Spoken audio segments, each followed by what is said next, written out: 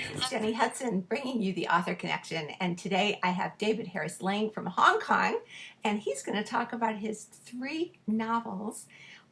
And the latest one, A Devil in Hong Kong, was just released. So I'm not going to go into anything much myself. I just want to turn it over to him, and he's going to tell you all about everything. So welcome, David. Very happy to have you. Thank you, Jenny. Glad to be here. Hold on. So, David, A Devil in Hong Kong is just a gripping novel, and it is sort of, gory, but a lot of action.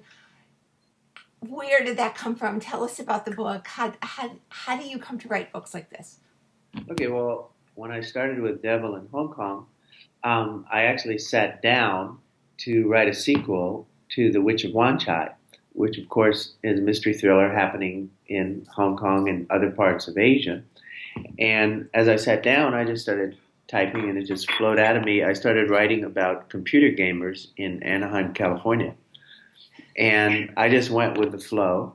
Then I started writing about the Han Dynasty, and I somehow had to tie it all together, get the computer gamers to Hong Kong so that they can interface with the detectives, Ian Hamilton and Angela Chung, and create a mystery there. So the way I write, I just sort of start writing and I just let it flow.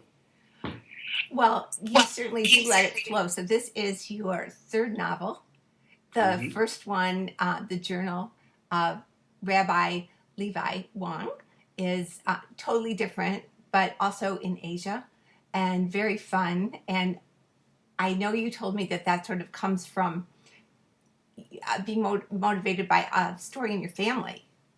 So That's, you're actually taking historical things and blending them into fiction, right?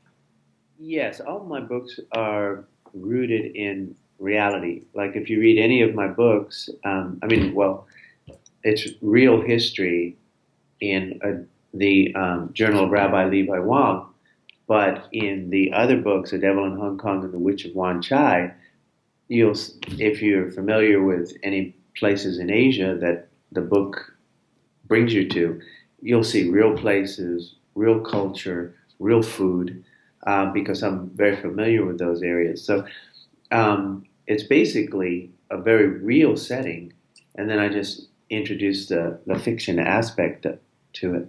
Yeah, and speaking of the food, I think that the food comes across really well in Witch of Wen Chai and A Devil in Hong Kong. That's sort of a theme. And I feel, I felt when I was reading them that I was taking a culinary tour of Asia, and it made me really taste the food. And I think that you're really particularly great with details, architectural details. And that comes from you being an architect. You are, in fact, an international architect, and Yes. you've had a great career doing this. And then all of a sudden, you're just exploding with all of these novels. So, were you always a writer? Did you just wake up one day and start writing? Where does this come from? Okay, well, I've always been an artist, and especially when I was in college, I was always painting, doing artistic stuff. And I found this was when did I start writing? Probably um, about 4 years ago. I started writing seriously. Actually, 5 years ago, I started my first attempt at nonfiction, which didn't give me the satisfaction I wanted. But the reason that I started writing is I felt that um, I wasn't getting enough creativity in my life. I was expressing my corporate side. I was being very successful at doing very logical things. And the sort of the creative side of me needed an expression. And I actually spent about a month debating, should I do painting or should I do writing? Painting, writing, painting, writing. And then I found that I didn't have to buy any paints or canvases. And so I went the writing route. And it wasn't as messy. I don't have to clean up my brushes after Well, this is after I'm true. done writing. I have similar issues because I'm an artist as well, and I do digital painting now. And I have my total studio and a laptop. So there's that. But so do you still Yeah. paint? No, no. I'm doing writing. Now, at some point, I may pick up a brush again and start to express myself that way also. But for right now, all my creativity is being funneled into writing, and I try to write every day. I do a lot of commuting on airplanes and vans and buses, cars, taxis, whatever, and I'm in hotel rooms a lot. And so I do try to spend some time writing every day, and commuting becomes a good vehicle for me to do that in. And that's a great habit. So how long do you write every day, would you say? Well, it depends on the length of my trip. On a weekend, I could spend 6 hours writing, and it just poof goes by. During the week when I'm commuting, a lot of times my commutes are, if I'm just going from Hong Kong to China, it's about an hour and a half, 2 hours.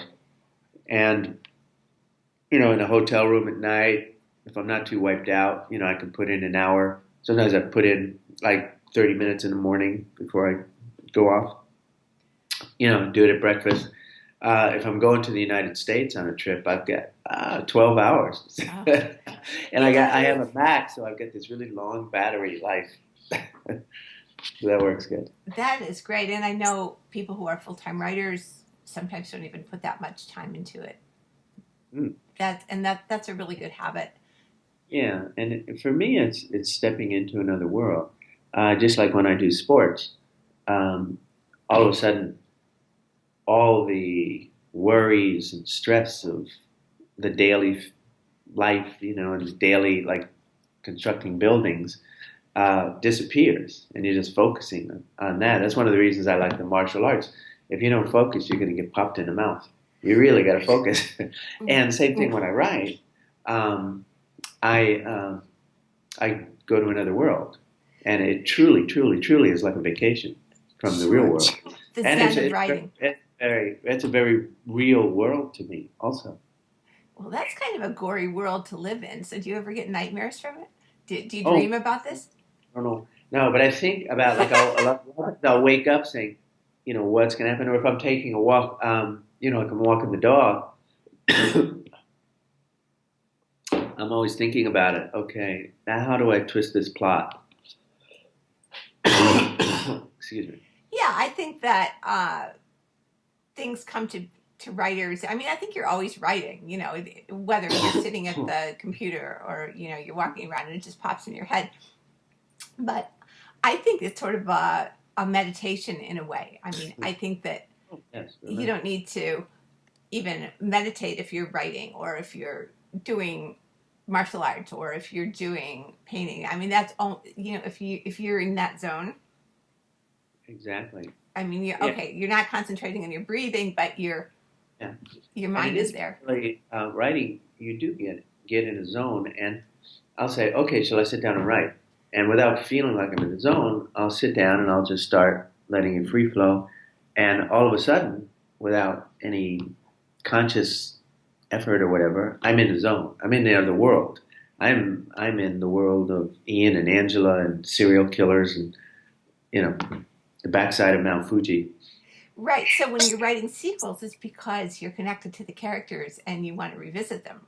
So Mhm. you are actually writing a new book that's part of this series, right? Yes, yes, I am. And Yes, I am. And once again, I sat down to write, and the things in life that interest me become part of my stories. So I do spend some time just relaxing, looking on YouTube. And I discovered as I was going through this about these Irish travelers. They're like Irish gypsies. And they insult each other on YouTube and challenge each other to bare knuckle fighting. And then they have these bare knuckle fights that you can watch on YouTube. And I became fascinated with with this whole kind of genre. So I started writing about a bare knuckle fighter. And actually, the way I started the book, and I don't know, the good thing about a computer is you can move chapters around or whatever. But I'm 16,000 words into it right now.